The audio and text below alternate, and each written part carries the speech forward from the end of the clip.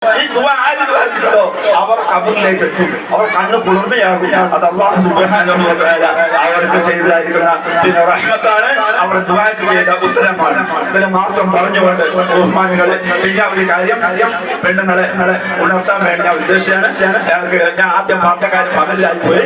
അതായത് നമ്മൾ ഈ പ്രാവശ്യം നമ്മൾ ഈ ഗ്രൂപ്പിൽപ്പെട്ട കുറെ ചെറുപ്പക്കാരികളായ നമ്മുടെ മക്കള്, നമ്മുടെ ബന്ധക്കാർ എല്ലാം അതിലുണ്ടാവും.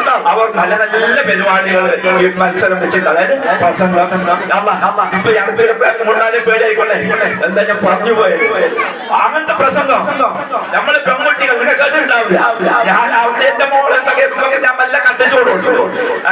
എന്തൊന്നും പ്രസംഗം, നല്ല പൊടി ഭാര്യ പ്രസംഗം, പെണ്ണുള്ളത്. ഞാൻ വിചാരിച്ച ഇങ്ങനത്തെ നമ്മളിൽ ഉണ്ടാവില്ല.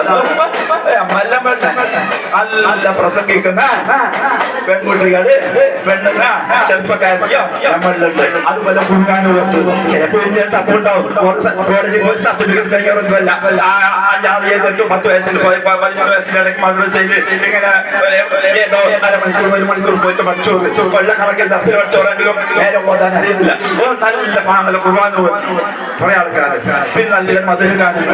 ഇതെല്ലാം കേട്ടപ്പോ കണ്ടപ്പോ വലിയ സന്തോഷമായി. അതുകൊണ്ട് ആ പാടിയ ആ പ്രസംഗിച്ച പെൺകുട്ടികളോട് ഒരു വസിയത്ത്, നിങ്ങളത് നിർത്തരുത്. അതുപോലെ ഖുർആൻ ഓതുക. നിങ്ങൾ എന്ത് ചെയ്യണമല്ലോ, ഇന്ന് റബ്ബ് സുബ്ഹാനഹു വ തആല നമുക്ക് എല്ലാം വളരെ സൗകര്യം ചെയ്തിട്ടുണ്ട്. നമ്മളെ കയ്യിൽ മൊബൈലുണ്ട്. അത് നല്ല കാര്യത്തിൽ നിങ്ങൾ അത് ചെലവാക്കുക. അത് മറ്റു അനാവശ്യങ്ങൾക്ക് ഒന്നും നിങ്ങൾ അതിന് വയ്യേ കൊടുക്കണ്ട. നിങ്ങൾ അതുകൊണ്ട് നമുക്ക് ആഖിറത്തിലേക്ക് എന്തെങ്കിലും സമ്പാദിക്കാൻ കഴിയുന്നെങ്കിൽ അത് ചെയ്യുക. നിങ്ങൾ മാസത്തിൽ ഒരു പ്രാവശ്യം ഒരു വിഷയത്തിനെ വെച്ചിട്ട് ഇതേപോലെ നിങ്ങൾ പ്രസംഗിക്കണം.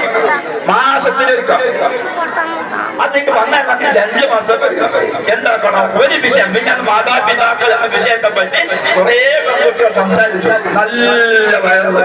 അതുപോലെ ഖുർആൻ ഓത്ത്, നിങ്ങളെ ഖുർആൻ ഓത്ത്. ഖുർആൻ നമ്മൾ എപ്പോഴും ഓതേണ്ടതാണ്. നിങ്ങൾക്ക് സമയമെങ്കിൽ ഒരു ഖുർആൻ മത്സരം ആഴ്ചയിൽ ഒരു പേജ് ഖുർആൻ നിങ്ങൾ ഓൺലൈനിൽ അങ്ങനെ ഓതണം. എന്നിട്ട് ഒരു കൂട്ടത്തിൽ ജഡ്ജി വെച്ചോളൂ. ആരെ ഓത്ത് ശരി, ആരെ ഓത്ത് നല്ല ഉഷാറായി എന്ന് നിങ്ങൾ തീരുമാനിച്ചോളണം. അതിന് വേണ്ടി ഞങ്ങൾ സഹായിക്കാം. എന്നിട്ട് നിങ്ങൾ തെറ്റുകൾ തിരുത്തി തരാം. ഇത് നിങ്ങൾ നിർത്താതെ ആഴ്ചയിൽ ഒരു ക്ലാസ് നിങ്ങളുടെ ഖുർആൻ നിങ്ങൾ അങ്ങനെ ഓതണം ഓൺലൈനിൽ. അത് മറ്റുള്ളവർ കേൾക്കും. അതിന് തെറ്റുള്ള നിങ്ങൾ തിരുത്തി തരും. അതുപോലെ വിഷയത്തിനെ പറ്റി നിങ്ങൾ മാസത്തിലെടുക്കാം. ഒരു വിഷയം നിങ്ങൾക്ക് ആവശ്യമുള്ളത് പ്രസവത്തിന്റെ നിങ്ങൾ പെണ്ണുങ്ങൾക്ക് ആവശ്യമുള്ളത്. അപ്പൊ നിങ്ങൾ കുറെ പഠിക്കാൻ പറ്റുന്നുണ്ട്. നിങ്ങൾ അതിന് വേണ്ടിയിട്ട് കുറെ പുസ്തകം അതോ ഇതെല്ലാം നോക്കുന്നു.